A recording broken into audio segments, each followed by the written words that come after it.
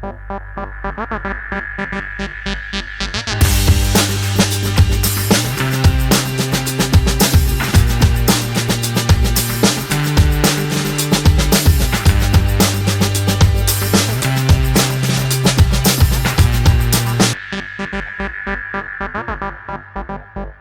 I'm James Hamm, the Lone Star Dog Trainer here in Central Texas, working with Maddie, a Heinz 57 All-American dog, and we're going to teach you the off or leave it command.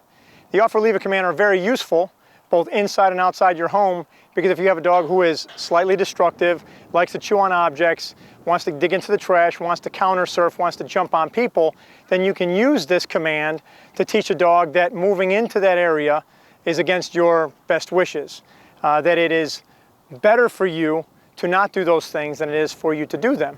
But we can do this with the electronic collar without raising our voice, without getting angry, without physically putting our hands on the dog, and with lots of leash manipulation, tugging and jerking. So the electronic collar in this area allows us to create a field of pressure that the dog will move away from because it is collar literate. It can move to you under pressure, move away from you under pressure, and perform stationary commands. So it understands what pressure is and what it is not.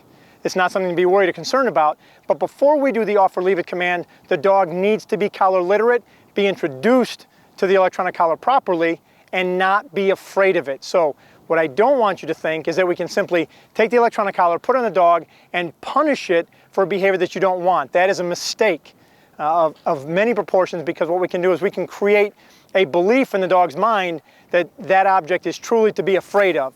Now there are instances where we want to do that. Down here in Texas, we have a snake problem. So we will often do snake avoidance training, and that is different than leave it or off. There, we're just asking the dog to get your mind off of something, your paws off of something, your mouth off of something, or your intentions off of it. So whatever you're thinking about, I'm asking you to think about something else, or simply pay attention to me. And when working this command, you have a couple of options. So if your dog is interested in something that you don't want it to be interested in, you can ask it to do known behavior here and get it away from that object, or simply allow your dog to remain in the area but get its intentions, its mind, or its mouth off of the object. And that's where leave it or off comes in. So in Maddie's case, she's a very nice dog, but she has a tendency to go after things like deer poop, which here in Texas and in this field we have lots of it.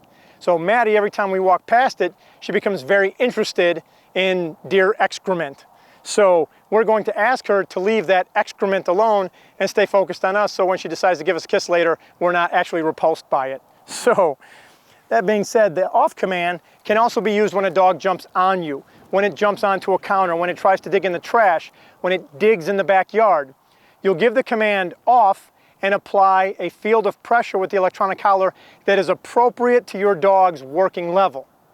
At times, when the dog is truly interested in destructive behavior, what we consider destructive, they consider extremely fun and entertaining, so the level may be slightly higher than a normal working level or an education level because it is intensely focused on whatever it is doing. So if it's involved in digging, it is very excited to dig because that's a normal dog behavior. If our regular working level is a 2, a 3, a 6, a 9, whatever it is, we might be a couple levels higher than that to initially get the dog to receive the information and stop what it's doing. So here we've got a nice little pile of deer presents in front of us, and I'll simply get Maddie moving past it.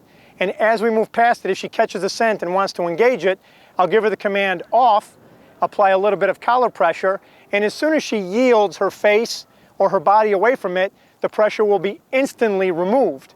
I may have to use a little bit of guidance pressure with the leash. If I do, when I apply pressure with the leash, the collar is on. Anytime I use the leash and the dog feels tension on the leash, the collar is on. As soon as I remove the leash pressure, that means the dog is doing it correctly, I remove the e-collar pressure as well. Maddie, here. Good job, girl. Very nice, very nice. Heel. Come on. Off. Good girl, good girl. Heel.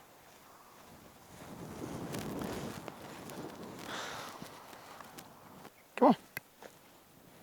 So we're walking around it, and now she shows little to no interest. Okay, I'll try to get a little closer. Come on. She's actually standing on it right now, and focused on me instead of focusing on the object. And for her, that's very nice. Granted, she's a nice dog, she's older, she's settled, she learns very quickly. Here.